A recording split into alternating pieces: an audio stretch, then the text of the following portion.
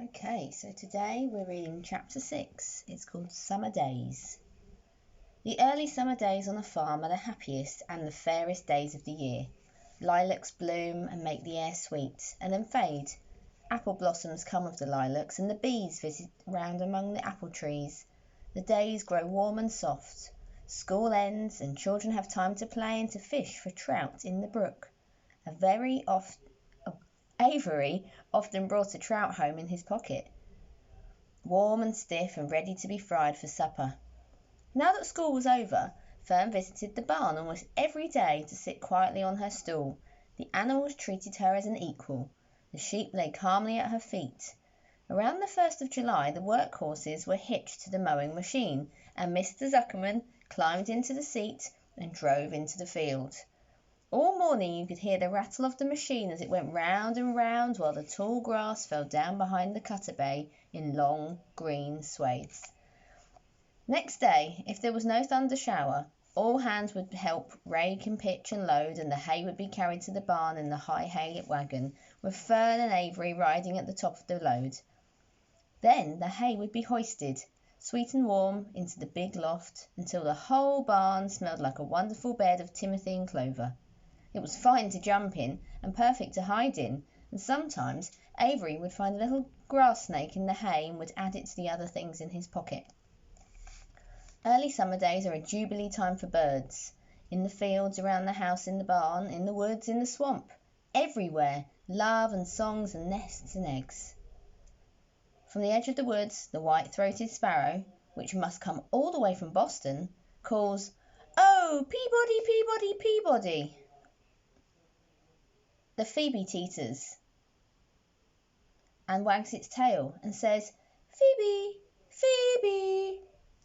The song sparrow, who knows how brief and lovely life is, says, "Sweet, sweet, sweet interlude, sweet, sweet, sweet interlude."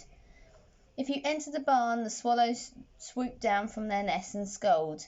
"Cheeky, cheeky," they say. In early summer there are plenty of things for a child to eat and drink, and suck and chew.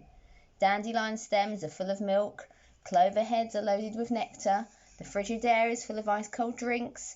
Everywhere you look is life, even the little ball of spit on the weed stalk.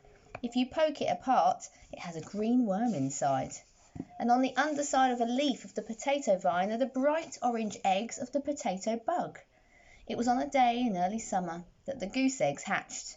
This was an important event in the barn cellar. Fern was there, sitting on her stool when it happened.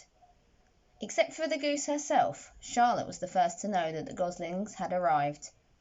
The goose knew a day in advance that they were coming. She could hear their weak voices calling from inside the egg. She knew that they were in desperately cramped positions inside the shell and were most anxious to break through and get out. So she sat still and talked less than usual. When the first gosling poked its grey-green head through the goose's feathers and looked around, Charlotte spied it and made the announcement. "I am sure," she said, "that every one of us here will be gratified to learn that after 4 weeks of unremitting effort and patience on the part of our friend the goose, she now has something to show for it. The goslings have arrived. May I offer my sincere congratulations." "Thank you, thank you, thank you," said the goose, nodding and bowing shamelessly. "Thank you," said the gander. "Congratulations!" shouted Wilbur. "How many goslings are there? I can only see one." "There are 7," said the goose. "Fine," said Charlotte. 7 is a lucky number.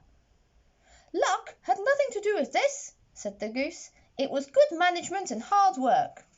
At this point Templeton showed his nose from the hiding place under Wilbur's trough. He glanced at Fern, then crept cautiously towards the goose, keeping close to the wall. Everyone watched him, for he was not well liked, not trusted. "Look," he began in his sharp voice, "you say that you have 7 goslings, but there are 8 eggs. What happened to the other egg? Why didn't it hatch?" "It's a dud, I guess," said the goose. "What's he going to do with it?" continued Templeton, his little round beady eyes fixed on the goose. "You can have it," replied the goose. "Roll it away and add it to that nasty collection of yours." Templeton had a habit of picking up unusual objects around the farm and storing them in his home. He saved everything. Certainly, said the gander. You may have the egg, but I'll tell you one thing, Templeton. If I ever catch you poking your ugly nose around our goslings, I'll give you the worst pounding a rat ever took. And the gander opened his strong wings and beat the air with them to show his power. He was strong and brave, but the truth is, both the goose and the gander were worried about Templeton, with no reason. The rat had no morals, no conscience, no scruples, no consideration, no decency, no milk of rodent kindness, no compunctions, no higher feeling, no friendliness, no nothing. He would kill a gosling if he could get away with it. The goose knew that. Everybody knew it.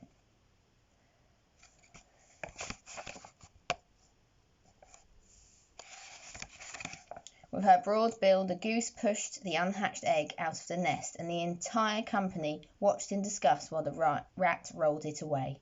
Even Wilbur, who could eat almost anything, was appalled.